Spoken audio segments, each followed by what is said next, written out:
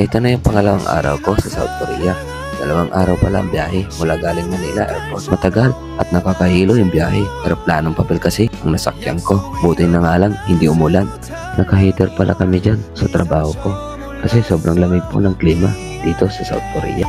Lalo pa ngayon, patapos na ang spring season dito sa South Korea. Wakas, makakakita na ako na nagliliparang mga yelo.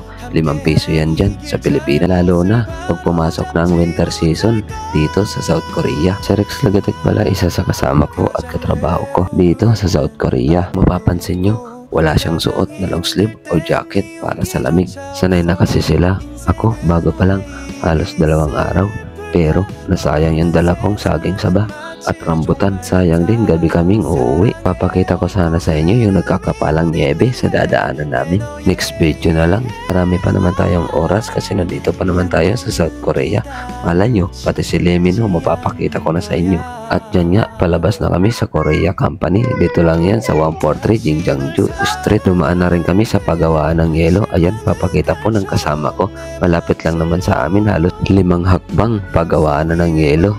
Ice plant at 10 hakbang mo lang makikita mo na ang farm ng mga kabayo. Ganito dito sa Korea, magkakalapit lang talaga yung mga companies. Si Manny Christian pala ang isa sa namamahala sa buong farm.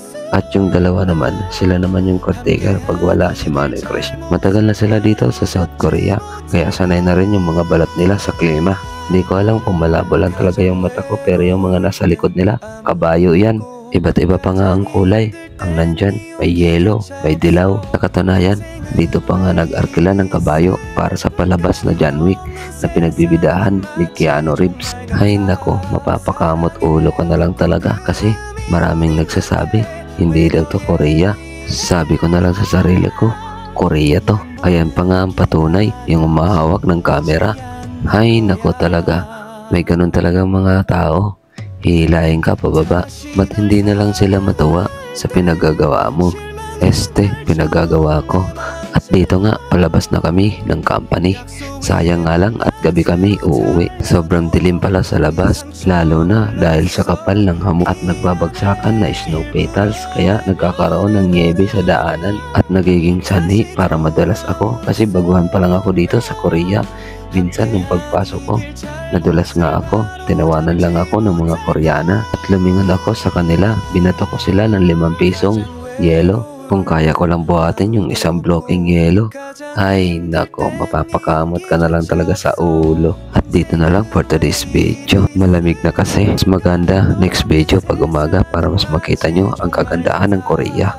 Bago pala magtapos ang video na to, nadaanan pala namin ang paboritong piknikan ng mga Koreano at Koreana. At hindi lang yun, yung mga Pinay at Pinay din. Dito rin sila tumatambay pag may mahabang day off. Dito lang yan sa Han Riverview sa Seoul. Yan lang muna sa ngayon. Ito ang buhay empleyado sa Korea.